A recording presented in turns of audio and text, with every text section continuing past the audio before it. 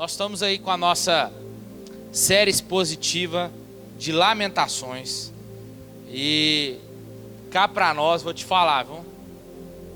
De todas as séries que nós já fizemos aqui na igreja, desde lá de cima, o livro de Lamentações é um dos livros mais difíceis para poder expor, que eu, na minha concepção, vejo. Não somente porque é um livro complexo em si, mas principalmente por causa da dureza, por causa da forma em que Deus vai tratar o seu povo, aqui no capítulo 1 principalmente. Nós vamos ver aí, o único escape que nós vamos ver assim, que o povo, que parece que Deus faz o povo dar uma respirada no capítulo 3, mas depois volta de novo. Então quem esteve aqui quarta-feira passada, viu, se você viu no YouTube a pregação, viu como que é pesada, né? Nós vimos o capítulo 1 do 1 ao 7, e hoje nós vamos ver do versículo 8 até o 11. Então abra aí sua Bíblia em Lamentações, capítulo 1, e vamos ler a partir do versículo 8.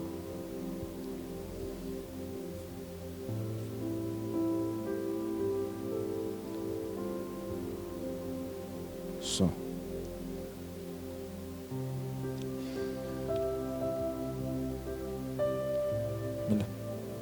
Quem encontrou? Talvez você nunca leu Lamentações. É uma oportunidade para você ler aí ele, rapidinho, 5 capítulos. Que diz assim: Jerusalém gravemente pecou, por isso se fez imunda. Todos os que honravam agora a desprezam, pois viram a sua nudez. Ela própria geme e volta para trás. A sua imundícia pegou-se às suas saias. Ela não pensou no seu futuro, pois foi espantosa a sua queda. Não houve quem a consolasse. Vê, ó Senhor, a minha aflição, pois o inimigo triunfou. Estendeu o adversário a sua mão a todas as coisas mais preciosas dela. Ela viu entrar no seu santuário as nações que proibistes entrar na tua congregação. Todo o seu povo anda gemendo, buscando o pão. Dão as suas coisas mais preciosas a troco de mantimento para restaurar as forças. Vê, ó Senhor, e contempla. Só até aí, irmãos.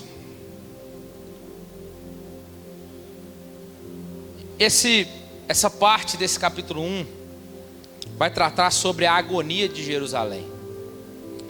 Para quem não veio semana passada, para ficarmos a par do assunto, ou se você não ouviu, o tema fundamental desse livro é a destruição de Jerusalém. Um juízo enviado por Deus, pois seu povo havia se rebelado contra ele e rejeitado as suas advertências. E esse acontecimento está registrado, todas as palavras de Deus contra o povo, para que o povo se voltasse, para que o povo não se rebelasse, para que o povo não viesse a fazer. Deus sempre ali alarmando o povo, e o povo virando as costas. E esse acontecimento está registrado em Crônicas, em Reis, em Jeremias 39 e Jeremias 52.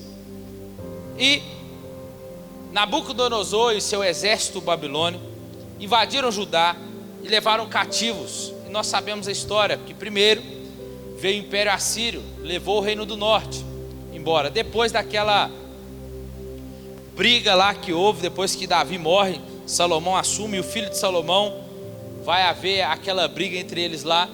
E aí há a divisão dos reinos, Reino do Norte, Reino do Sul. A gente aprendeu um pouquinho no início do ano, no meio do ano aí, com as exposições panorâmicas. Mas só para a gente lembrar, Reino do Norte 10 tribos, Reino do Sul somente a tribo de Judá. Reino do Norte, de 12 reis que foram levantados lá, praticamente somente 2 reis temeram ao Senhor, os outros, nenhum deles obedeceram ao Senhor. Sendo assim, o Império Assírio vem, Deus envia o Império Assírio, Deus levanta, lembrando que Deus levanta vários profetas lá dentro do Reino do Norte para avisar eles, para que eles se voltassem para Deus. Eles não ouviram, Deus envia o Império Assírio como chicote nas mãos dele para poder punir a nação. E com isso, o Reino do Norte é levado cativo e ninguém sobra para contar a história. Lembrando que o Reino do Norte, capital Samaria, que a gente vai lembrar lá da mulher samaritana. Ninguém sobra para contar a história do Reino do Norte. Com isso, Deus levanta os outros profetas no Reino do Sul, com Judá, para que o povo aprendesse com o Reino do Norte. Vocês viram o que aconteceu com o Reino do Norte. Se vocês não obedecerem, se vocês não se voltarem para mim, acontecerá da mesma forma com vocês. O povo não ouve, Deus levanta um império maior ainda, o Império Babilônico, a qual Crônicas vai dizer, Reis vai dizer, Jeremias vai profetizar, Abacuque vai profetizar o que iria acontecer com eles se eles não se voltassem para Deus. E nós vemos que eles não se voltaram para Deus. Deus levanta então um império maior, o Império Babilônico, e acontece o que nós estamos falando aqui desse livro. O exército babilônico junto com Nabucodonosor invadiram Judá e levaram cativos, e sabemos a história que acabei de ditar agora, toda ela para você, que foi levado Daniel, Ezequiel, Sadraque, Mesaque e Abednego. Todos os anos, lá em Jerusalém, lá em Israel, na data que tudo ocorreu da invasão, o povo de Israel sempre lê o livro de Lamentações para se lembrar do que ocorreu, e eles leem em voz alta na sinagoga.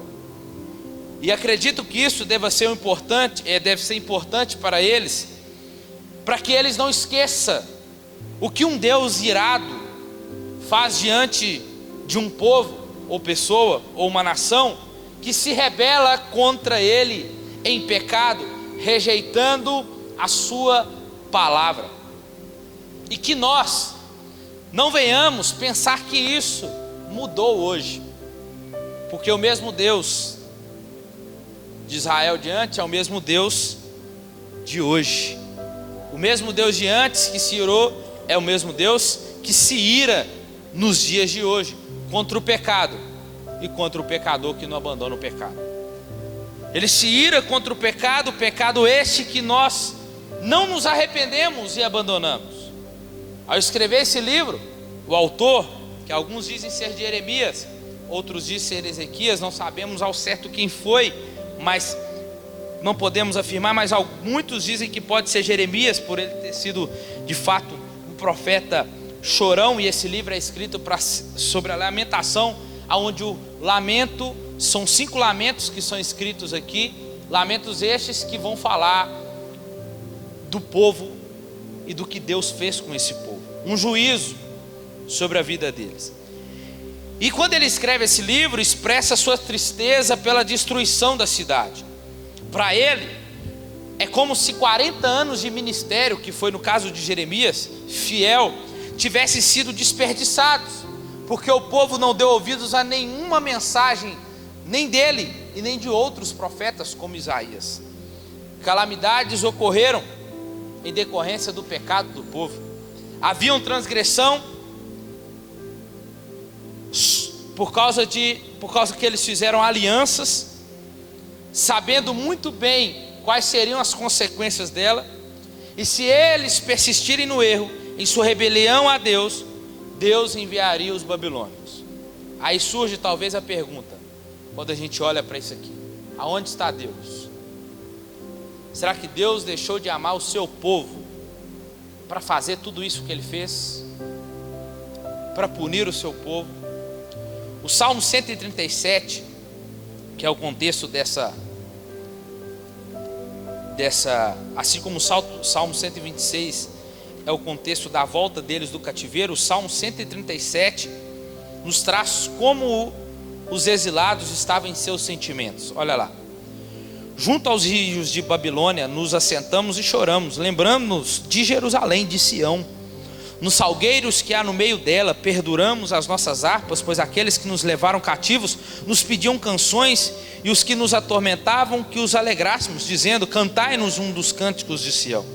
Mas como entoaremos o cântico do Senhor em terra estranha?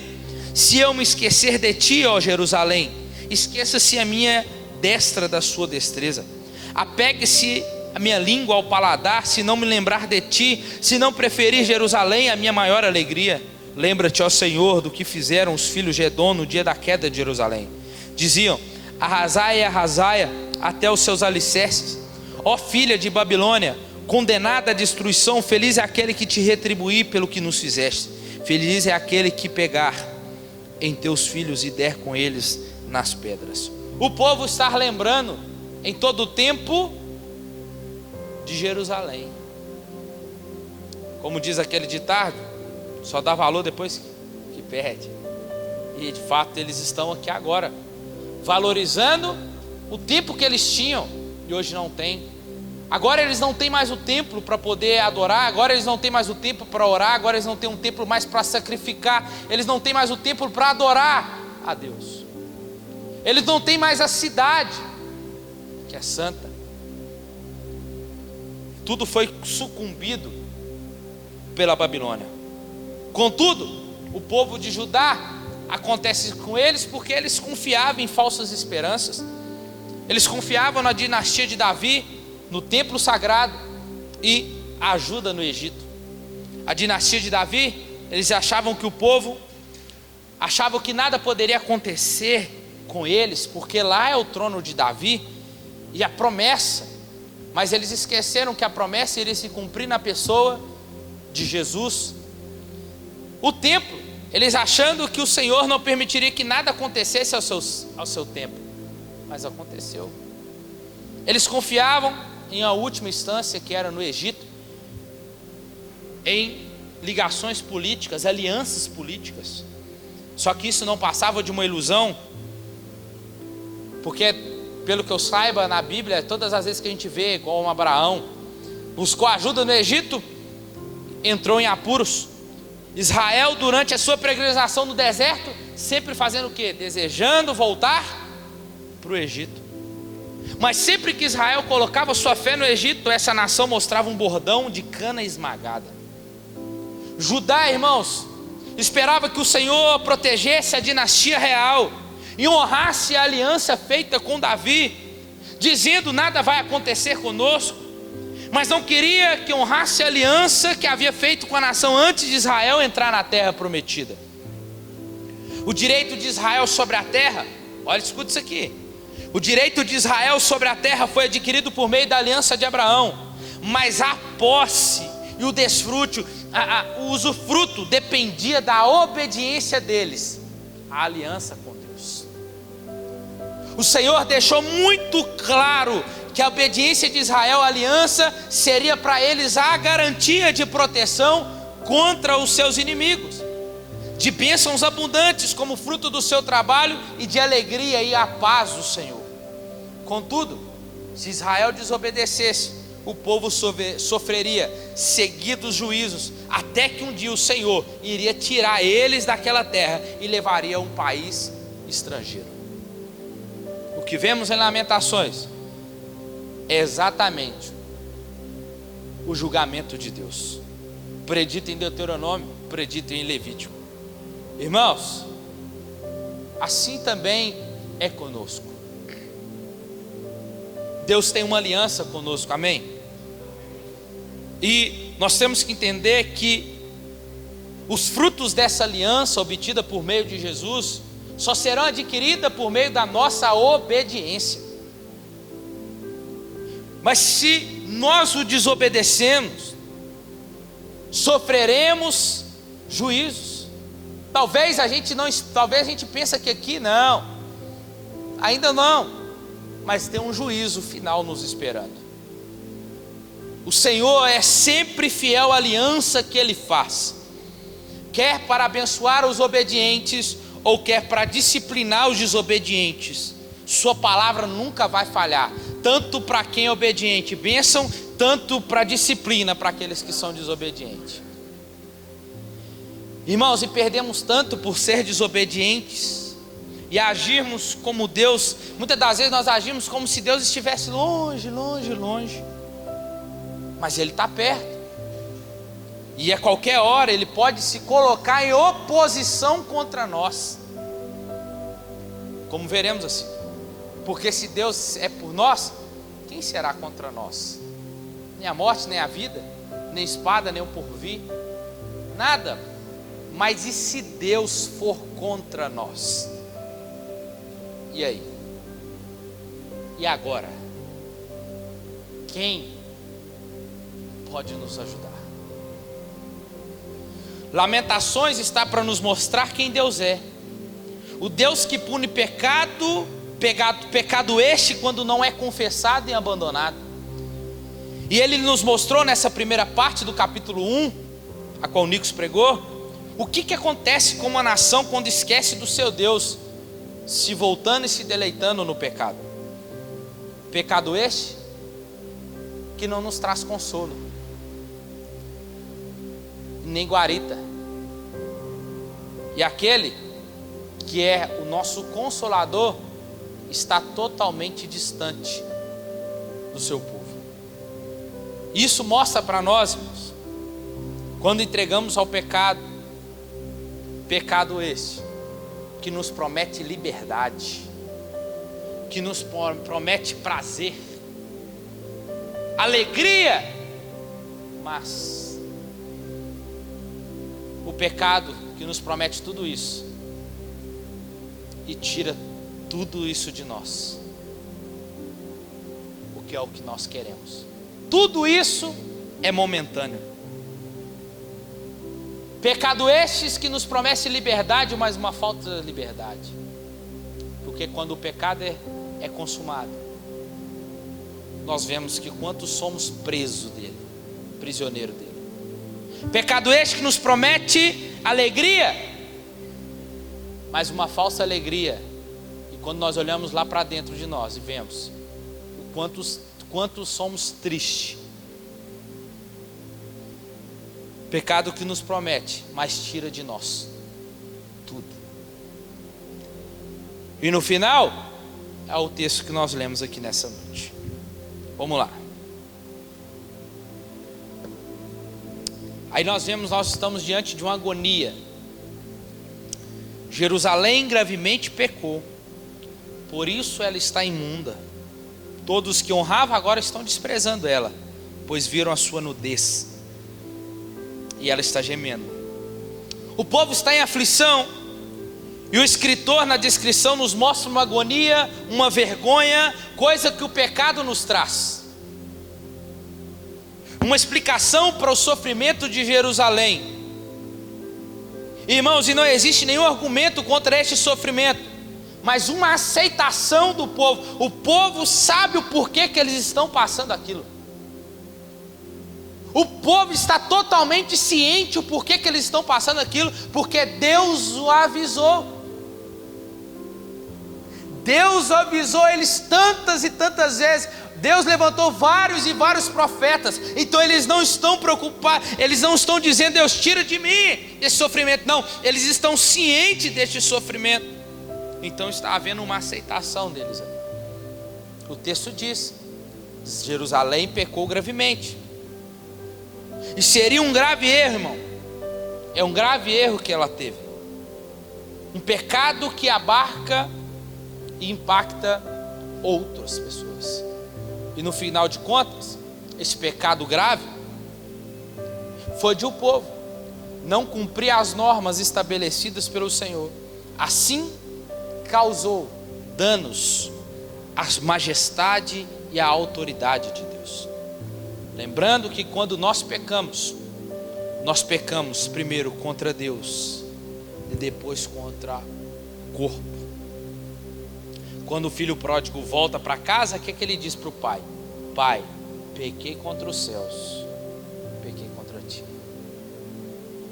O nosso pecado é uma rebelião contra Deus. O nosso pecado é transgredir a lei de Deus, é errar o alvo, é ferir o caráter de Deus, de um Deus tão santo. Então quando o povo pecou, está causando danos, indo contra a majestade e a autoridade de Deus. E a queda de Jerusalém é apresentada como resultado de um confronto. De um confronto aonde tem a reação de Deus. E a reação de Deus, a violação dos seus padrões da aliança. Por causa disso, a consequência do pecado foi o quê? Foi que ela se tornou impura, imunda. se tornou um objeto de chacota, de zombaria. Por que não falar de Sansão, né? Brincou com o pecado e virou o quê? Objeto de chacota, virou palhaço do povo filisteu. Jerusalém está sendo acusada por Deus agora de imunda. Sabe o que é isso aqui? No termo mais sucinto, é de estar em prostituição. Sua imundícia está nas suas saias e não na sua mão. Olha o que Deus diz em Jeremias 2:20. Durante muito tempo eu a livrei da escravidão e do sofrimento, mas mesmo assim você me disse: eu não quero servir o Senhor. No alto dos morros e à sombra de cada árvore você se curvou e adorou a ídolos. Deus falando para o povo. Jeremias 3:1-2. Há uma lei, diz o seguinte: se o homem se divorciar de sua mulher, e ela se casar novamente, ele não poderá voltar a se unir a ela, porque está contaminado. Fazer isso seria espalhar o pecado por toda a terra. Você me deixou, olha Deus dizendo, você me deixou e teve muitos amantes, como uma prostituta qualquer, mas apesar de tudo isso eu ainda digo: volte para mim, diz o Senhor. Passe os olhos por toda a terra, olhe bem para todos os montes e morros. Existe um único lugar onde você não tenha cometido adultério, deixando-me de lado e adorando outros deuses? Você, olha isso aqui, irmãos, é pesado. Você é como uma prostituta, esperando um cliente nas esquinas escuras, sozinha, como um árabe do deserto. Você esperava os seus amantes e sujou a terra com o pecado da sua prostituição. Pesado. Mas Deus está lidando com o seu povo. Jerusalém é uma prostituta, mas uma prostituta que alianças que foram feitas, tanto políticas quanto religiosas, como confiar no Egito, e eles não podiam fazer alianças com povos pagãos. E aí o texto está dizendo: agora, Jerusalém, todos que te honravam agora te desprezam. Todos aqueles que reconheciam quem você é, zombam de vocês. O que é isso que Deus está dizendo? Você se tornou desprezível. Vocês se tornaram sem valor. Por quê? Pois viram a sua nudez. Nudez aqui, irmãos, é vergonha. A nudez de uma nação revela a fraqueza, a sua vulnerabilidade, a sua degradação, o seu abuso. E tudo que Jerusalém pode fazer agora é o quê? Gemer em seu sofrimento e tentar voltar atrás em arrependimento, se arrepender. Irmãos, nós temos que aprender a dar ouvidos mais à voz de Deus. O pecado de uma nação mundo todo, mas também o meu e o seu pecado. Porque talvez diante de Deus e diante de outras pessoas nós podemos sim nos tornar desprezíveis, sem valor algum. Não é dizer por que Deus o Senhor permitiu, não é porque não, Deus poderia. Se Deus te respondesse de primeiro, Deus poderia te dizer assim: eu te avisei. É aquela vez que o pai e a mãe está só avisando, para, que da próxima eu vou te pegar, né? É assim que Deus está tratando o seu povo. Se volta para mim, nós acabamos de ler, corrige tua conduta, larga esse pecado, não é para você fazer essas alianças, eu estou avisando. Aí quando você pensa que não, aí você dorme, né? E a mãe ou o pai diz o quê? Você pensou que eu esqueci, né? É agora. A ira de Deus contra o pecado. E aí, irmãos, depois é só chorar e clamar que o Espírito venha e gere arrependimento em nosso coração. E, irmãos, o que Deus fez, Deus puniu o seu povo. E nós estamos vendo aqui que tamanha a tragédia, vamos ver no decorrer. O próprio Deus fez isso. O próprio Deus afligiu o seu povo. Sim, Deus castiga o seu povo. com sofrimento. Deus castiga pecados com sofrimento. E tem 2 sofrimentos que aprendemos aqui. Só tirar essa.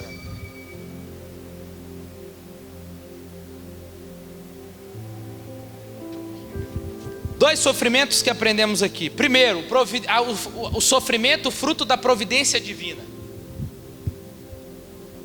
Exemplo, Jó. Jó teve o sofrimento como fruto da providência divina. Deus permitiu que Satanás fosse lá e mexesse com ele, tirasse tudo dele. Isso é um sofrimento, fruto da providência de Deus. Deus providenciou aquele sofrimento, mas Deus preservou ainda a vida de Jó em meio ao sofrimento. Mas o que nós vemos aqui também é o outro sofrimento é fruto da justiça divina. O povo de Israel em Lamentações, fruto da falta de arrependimento. É por isso que é o povo de Deus que tem que se arrepender, não é o povo lá fora, não. O povo tem que se arrepender, o Espírito tem que gerar arrependimento, tem. Mas o povo, nós estamos falando de um povo de Deus aqui. Nós estamos falando de, se nós pudermos trazermos aqui, é um povo que foi eleito, escolhido pelo Senhor. E hoje o povo de Deus se chama igreja, e a igreja tem que viver dia após dia em arrependimento, porque senão vai experimentar o fruto da justiça divina. Estamos diante de um Deus, irmãos, que pune pecados e o pecador. Estamos vendo isso aqui. E a pergunta é: será que o sofrimento que clamamos a Deus por socorro, qual é deles que estamos passando? Talvez é tempo de olharmos para nós e ver se tem algo de errado, ver se tem algum caminho mau e se arrepender e abandonar, porque aquele que confessa e deixa alcança misericórdia. Agora, se você sabe que não tem nenhum pecado para confessar, se não tem nada para você se arrepender, irmãos, nós temos que nos arrepender até do nosso falso arrependimento. Sabia? Agora, se não é fruto da justiça divina, continue confiando em Deus, pois ambos é frutos da mão dele, e ele sabe o que está fazendo. Amém? Não temos nada de diferente de Israel nesse sentido, porque hoje Deus mora dentro de nós. E o povo de Israel, irmãos, o povo entra na terra de Canaã, e o povo, entenda, o povo não está entrando desavisado na terra de Canaã. O povo não entrou desavisado naquela terra. Deus deixou tudo a claras para eles, irmão. No final de Deuteronômio, lá com Moisés, Deus deixou tudo a claras para eles. Vocês não vão fazer aliança com ninguém. E aí eles começam a fazer. Começa lá com Josué, né, com os gibeonitas. Aí sabe o que eles fazem? Eles fazem igual eu e você. Faz tudo ao contrário do que Deus falou. Jeremias 2,18. E qual foi o lucro que você teve fazendo caminhadas para procurar tratados de amizade com o Egito e com a Síria? Olha Deus dizendo: que lucro vocês estão tendo em fazer alianças com pagãos? Sua própria maldade vai castigá-la. Você foi infiel e será punida por isso. Olhe bem tudo o que vai acontecer e aprenda como é mal, como é amargo abandonar o Senhor, o seu Deus. Veja as terríveis consequências de não respeitar o Senhor, Deus do universo. Está aqui, irmão. Nós estamos diante agora aqui do que aconteceu. Deus prometeu, Deus cumpriu. Infidelidade, malícia, leviandade, alianças que não eram para ser feitas. Toda confiança em aliança política ou religiosa vai ser abalada pelo Senhor, irmãos. Deus está dizendo sobre tudo. Deus está avisando tudo. Tudo que eles faziam era não ouvir. Deus levanta os profetas, eles não ouviram. Nenhuma das profecias que Jeremias profetizou, eles não deram ouvidos, irmãos. Por isso que Jeremias se lamenta, por isso que Jeremias chora, porque vê o povo só se decaindo.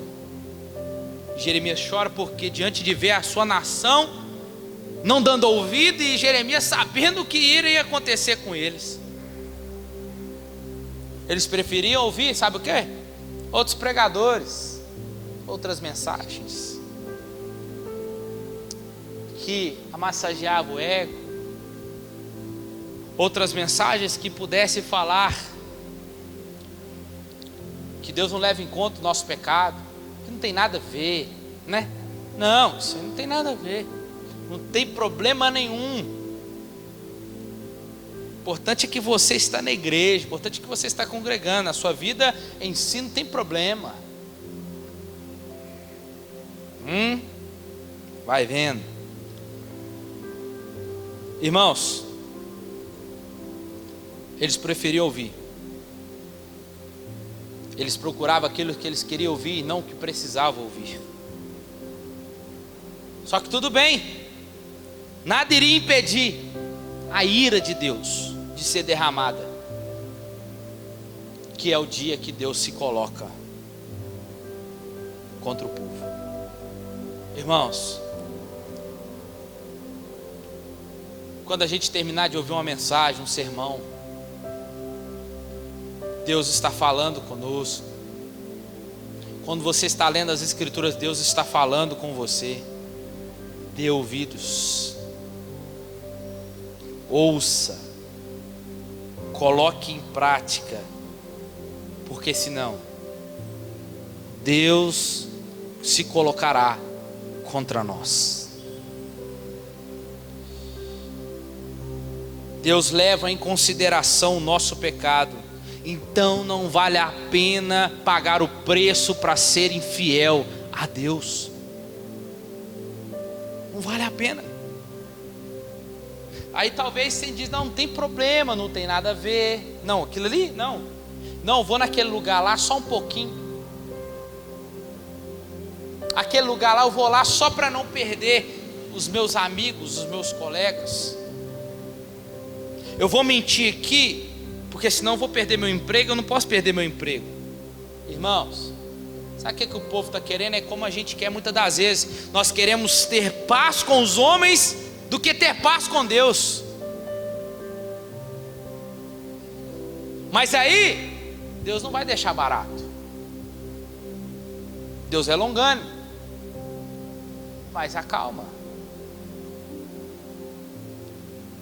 O povo confiante no templo, o povo confiante na cidade, mas em pecado, indo contra Deus. Podemos estar até aqui dentro, congregando, culto a culto, culto após culto, mas irmão, se você não largar, se a gente não abandonar o nosso pecado doméstico, Deus se colocará contra nós. Não precisa confiar, não, eu sou a igreja. Não confia nisso não.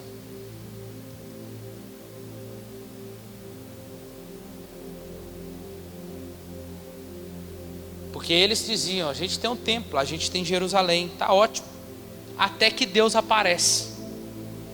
Irmãos, escute isso aqui, Deus prefere a sua cidade, o seu templo que Ele ama tanto, que fossem destruídos por pagãos, do que ver o seu nome sendo vilipendiado, sendo indigno diante de uma vida perversa do seu povo.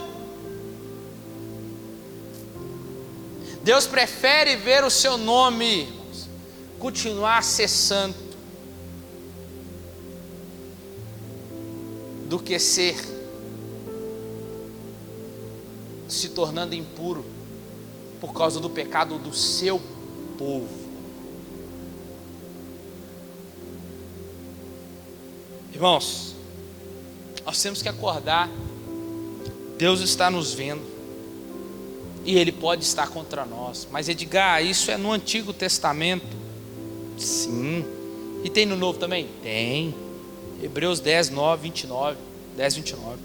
Imagine como será muito mais terrível o castigo daqueles que espizinharam o Filho de Deus e trataram o seu sangue purificador como se fosse um comum e profano, insultar e ultrajar o Espírito. Nós, que traz a misericórdia de Deus ao seu povo, porque conhecemos aquele que disse: a vingança é minha, e eles receberão a minha retribuição. E aquele que disse também: o Senhor mesmo cuidará desse caso. E uma coisa horrenda é cair na mão de um Deus vivo. Coisa terrível é cair na mão de um Deus vivo. Outrora nós, conhecedores do Evangelho, outrora nós, o Espírito morando em nós, e ainda assim nós pisamos no sangue do Filho de Deus. Em outra tradução, estamos cuspindo na face de Deus. Só que Ele não vai deixar barato, Ele vai vir contra. Se mentir ao Espírito, morre. Ananias e Safira. Como diz o Nixon, Deus ainda mata. Em vez de confiar no Senhor, eles haviam confiado em seus amantes, em amigos, e as nações pagãs aliadas com ela já haviam os abandonado, já estava desamparada. Irmãos, Israel se casou com Deus no Monte Sinai, de modo que agora Deus, no livro de Lamentações, Deus considerava os seus atos repugnantes, atos equivalentes ao adultério, porque eles haviam rejeitado o Senhor, e por isso agora ele está só, não tem mais consolo. E eu só estou no versículo 8, misericórdia. Versículo 9, nós temos uma imagem da cidade, como de uma mulher. A sua imundícia pegou-se às suas saias, e ela não pecou no seu futuro, foi espantosa a sua queda, não houve a quem consolasse.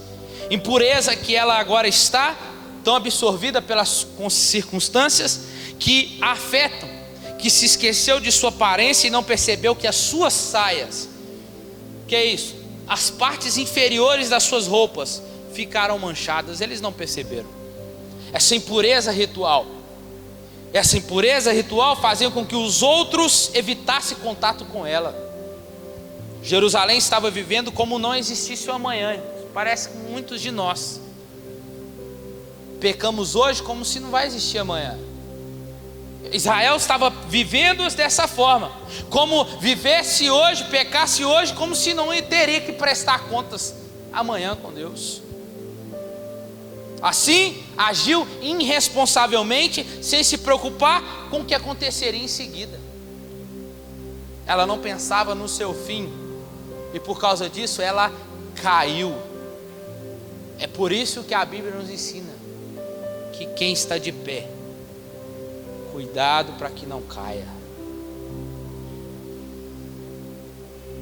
Eu não tenho problema, deixa. Irmãos, quantos de nós, povo de Deus, vivemos como se não houvesse um amanhã, vivemos como se não viesse a poder a ter, ou diante de Deus de prestar contas. Pecamos, pensando que o amanhã em Deus não existe, que não teremos um fim. Só que Deus está nos alertando nessa noite, que é tempo de nós colocar na balança, assim como aquela mão apareceu para Daniel na parede, dizendo: Mené, Mené, Tekel, Passim, pesado foste na balança e foste achado em falta. É tempo de nós colocarmos na balança e rever as nossas condutas, o que estamos fazendo com o nome de Deus, como está a nossa vida cristã. Porque se permanecermos assim, a queda será certa, assim como foi com Jerusalém. Esse fim não é uma questão de interação de forças pessoais, é o resultado determinado pelo Senhor. Esse será o seu fim, Judá. Jerusalém havia se agarrado às bênçãos da aliança e o tão esperado dia do Senhor, sem se dar conta de que as bênçãos dependiam da obediência, e havia sido suprimido pela desobediência. Sua insensibilidade refletida havia desencadeado aos acontecimentos e levou à sua queda. E como resultado da sua conduta, ela caiu da sua posição de prestígio e favor que tinha diante de Deus, de uma forma espantosa, conforme diz o texto. E esse termo aqui é um termo irônico, sabia? Ela caiu, o termo aqui é maravilhosamente ela caiu. Esse termo se refere à manifestação do poder de Deus, um ato de milagre. A verdade é que Deus fez, o que Deus fez, não era o que o seu povo esperava, mas foi o que ele impôs foi a destruição e não a salvação. Jerusalém agora é uma cidade, Jerusalém era, como diz o capítulo 1 no início, era uma cidade gloriosa, e agora é como uma mulher desnuda, pega em adultério. Diz o texto, não há ninguém que a console. Não apenas entre seus amantes, mas o próprio Senhor, irmãos, estava ausente. E ela fez uma oração dizendo, né? Vê, ó Senhor, a minha aflição. Na sua angústia, ela só consegue se dirigir brevemente a Deus com uma oração. E ela sabe que o Senhor é o único capaz de reverter o juízo que Ele impôs. E ela agora implora, veja a minha aflição. Isso, irmãos, é uma urgência, é uma fala forte, ela clamando, não que ela mereça, mas é por causa, ela clama por causa da insuportável dor, angústia que ela estava sentindo, por causa dos seus pecados. Deus promete ajudar os necessitados, é bíblico isso aqui, em outros textos, em tempos de dificuldades, mas ela diz que o inimigo triunfou, e certamente, irmãos, o Senhor não permitirá que essa situação persista. Tem um tempo determinado para esse sofrimento ali, mas só que o versículo 10 e 11 nos deixa meio preocupado aqui. Por quê? Porque parece que o Senhor não falou nada. Apesar do clamor, a voz do autor nos dá algo neutro, porque ele ainda escreve mais 2 versículos para a gente fechar, sobre o sofrimento do povo por causa dos inimigos, mas também por causa da fome. Estendeu ao adversário a sua mão e todas as coisas mais preciosas dela, e ela viu entrar no seu santuário as nações que proibiste profanou, e todo o seu povo anda gemendo, buscando pão. O inimigo estendeu a mão para apoderar das riquezas da cidade, e quando a gente vai ler, quando Nabucodonosor entra para dentro daquela cidade, irmãos, ele entra tomando tudo, levando tudo, todas as riquezas, tudo que estava no templo, profanando o templo de Deus. Tudo foi levado, e a dimensão aqui religiosa da invasão, nações pagãs, diz a Bíblia, que não poderiam entrar para dentro daquele templo, porque aquele templo se tornaria profano, mas eles entraram, um lugar santo. E isso não era só uma afronta ao povo conquistado, mas uma violação do mandamento de Deus. E o crime foi agravado ainda pelo fato de que essa invasão foi cometida nesse caso, não por pessoas que pretendiam adorar, mas que pessoas que vinham vindo saquear o templo. Irmãos, Deus estava mostrando para eles que aquilo que era tão santo, Deus preocupou em cuidar do seu nome do que em preocupar com o templo. É Deus mostrando para eles, está acontecendo tudo isso que é por suas causas, por não me ouvir. E o versículo 11 para a gente fechar, que além da vergonha e perplexidade da comunidade, tem a fome. Mesmo que o povo guardou comida, irmãos, enquanto Nabucodonosor estava fazendo cerco para invadir, o povo começou a guardar comida para eles poderem se alimentar durante o isolamento da cidade, e isso gerou uma fome severa dentro das cidades, antes mesmo da sua queda. Isso levou o povo a gemer, a vida dominada pela procura do pão, um alimento geral. A fome aqui tem sentido teológico. Que é isso? A fome aqui era o sinal do desgosto de Deus e da sua ajuda negada. É triste, irmãos, porque a gente está falando de um povo de Deus, um povo escolhido em todas as outras nações. As coisas preciosas que o texto diz, pode ser que ajude, que eles guardaram, ou que eles esconderam, para o quê? Para ser aceito pelos inimigos e trocar pelo menos pelo pão. E aí diz o texto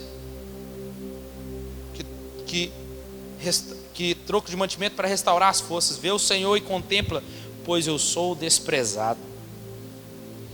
A restauração aqui é para fazer voltar. Jerusalém reconhece que desperdiçou seus recursos,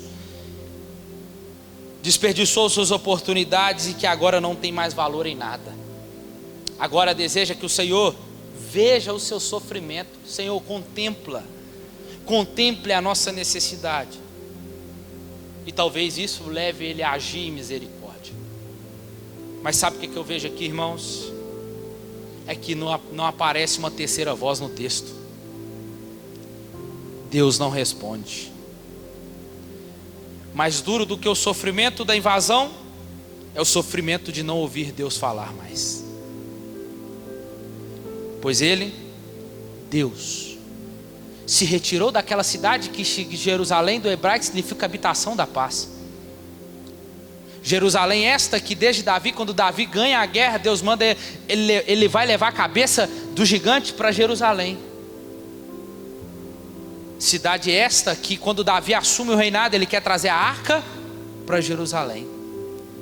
Cidade esta que Jesus, quando está subindo aos céus, Jesus fala assim: ficai em Jerusalém, até que do alto seja revestido do Espírito. Cidade esta que era para ser a manifestação da presença, mas cidade esta que Deus retirou a sua presença de lá. Nós como seu povo, irmãos, será que nós vamos pagar para ver Ele fazendo isso? E ficando em silêncio? Ou vamos nos arrepender? E a nossa oração tem que ser como a oração de Davi, no Salmo 51. Pode retirar tudo de nós, mas não retires de nós a tua presença. A devastação de Israel era grande. Lamentos por todo o cenário. Tristeza sendo expressa pela cidade não era consequência apenas de forma física. Jerusalém era o povo da terra, de Deus na terra. Só que eles perderam a presença do Senhor, perderam o templo, a cidade, não podia mais reunir para nada. Mas agora Deus se ocultou deles. Porque Deus não pode tolerar pecados, porque Deus não pode tolerar impureza moral. E hoje que somos o seu povo, hoje nós somos o templo de Deus vivo aqui.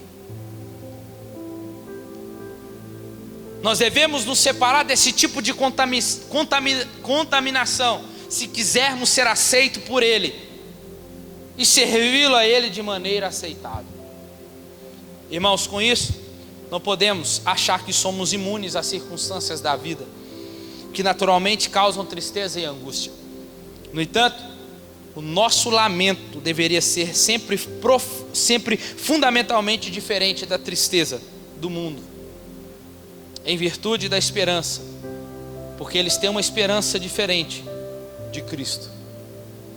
A esperança que eles esperam é uma esperança talvez de juízo, mas a nossa esperança é uma esperança de salvação. O nosso consolo é correr para Jesus, irmãos. O nosso consolo em arrependimento é correr para Jesus enquanto é tempo. É abandonar, é se arrepender dos nossos pecados. É uma correção adequada da vida, deixando de lado o peso e pecados que tão facilmente nos seduz ainda hoje. Devemos ter sempre em mente que a disciplina de Deus, que é o que nós vemos aqui em Lamentações, é uma expressão do seu amor, um instrumento que Ele usa para conduzir os seus filhos à maturidade. O que nós vemos em Lamentações é isso. É um Deus que é Pai, usando o juízo como graça naquela nação. Um juiz castiga um criminoso a fim de preservar a lei. Mas um pai disciplina seu filho a fim de construir um caráter e de assegurá-lo no seu amor. Amém? Fica de pé no seu lugar. Corra para Jesus, irmãos. É sempre para Ele. E que nós venhamos ouvir. Ouça o que o Espírito diz à igreja. Pai, em nome de Jesus, Senhor, como é difícil ouvir, Pai. Como é difícil ouvir o que o Senhor fez a um povo que o Senhor chama de seu, o seu povo Israel, nação santa, escolhida. E Pai, como é difícil ver um povo que viu, que ouviu, viu tantas coisas, milagres e maravilhas que o Senhor fez, ouviu os teus decretos e ainda assim negociou com o pecado, negociou com outras pessoas, com o povo pagão, indo contra o Senhor, Pai. E Deus, o que a gente vê hoje não é diferente. Existe um povo aqui que se chama igreja, uma noiva